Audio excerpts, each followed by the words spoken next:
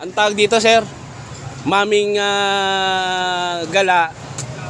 Dirty Masarap Mami. siya kasi matagal na ako, siguro mga 10 years na ako kumakain dito eh. Lagi kami kumakain dito. Buhat nung nalipat yung nawala yung recto, doon sila nakapwesto sa may hagdanan. Ngayon yung nalipat, dito pa rin kami kumakain. Sobrang dami kumakain, no? Masarap kasi. Tsaka talagang, ang lasa talaga niya talaga, baka talaga. So, anong price yung inabutan mong presyo sa kanila dati? Yung price dati, 30 lang. 30 lang. Kasi alam nyo naman, mataas ang bilihin, Oo. tumataas lahat.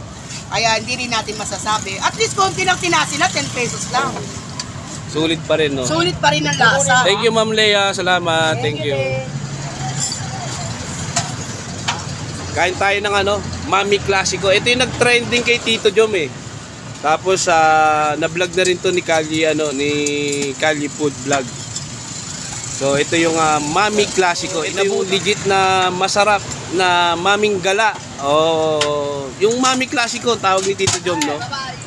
Isa to sa mga pinakamasarap na Yan.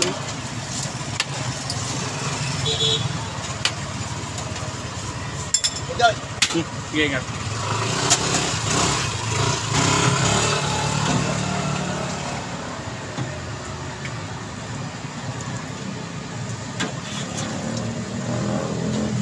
Solid. Kalambe! Naluwag na ako eh. Saka iba na rin yung panahon ngayon no kuya, no? Oo, grabe. Iba na yung yung init niya ngayon. Talagang.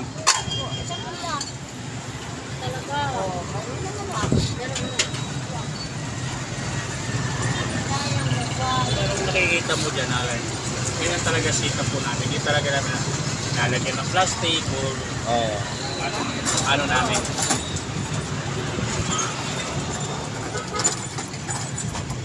Tropa, ito, solid to.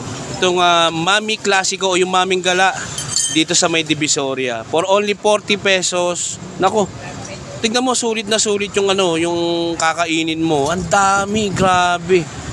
Yan, nilagyan na natin ng ng seasoning tsaka ng niya, yung pampalasa niya. Pero masarap talaga daw dito eh. Napanood ko dun sa vlog ni Tito Jom. Tignan na natin. Tikman natin.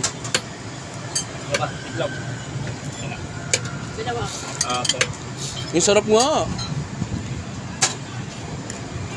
Lasa nung niya, nung niya, sabaw niya. Tsaka yung niya, yung mami niya, hindi siya maanggo, hindi siya mapanghi. Siya, malasa. Man natin. Dalawa po na. Sarap, sobra, panalo. Tropa pang-recommend. Sarap nung niya, yung aroma nung sabaw niya. Tapos beef, kasing beef talaga yung pang-recommend to. Siguro kung i-rate ko to ng 1 to 10, 10 out of 10. Baka ilagpas ko pa ng 10 to eh. Sobrang sarap nung niya, for only 40 pesos, sulit yung maming kakainin mo. Sarap nung no? Pero yan, na lang yan? Receive na lang po na. May nagpa-receive kasi na tayo. Yung buto-buto mo, sa umaga lang talaga siya. Kaya pala lagi yung mga customer mo, buto-buto lagi ang hinahanap, no? Natanong nila. O, lagyan mo ng buto, ginagano ka na mo.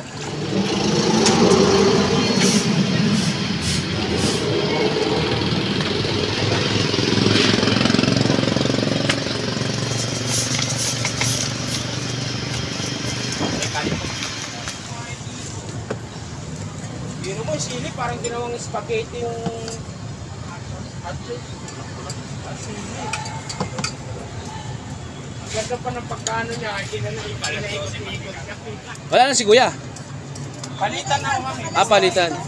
Tropa, yan pala si Kuya Ber, no? Kuya Ber, invite mo naman yung mga viewers natin na kumain sa Maming Gala. Isa sa mga pinaka-klasikong kainan dito sa may Divisoria. Itong Maming Gala nila, Kuya Ber. So, Kuya Ber, invite mo naman sila na kumain dito sa... Basta kumain lang sila rito eh. Araw-araw naman kami nandito eh.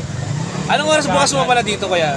5:30. 5:30 to onwards na siya hanggang sa maubos. Basta mga 5:30 hanggang sa maubos. Pag naubos na yan, niligpit na kami. Ubos na eh. Meron pang dumarating, kaya lang pagdating, wala na. Minsan.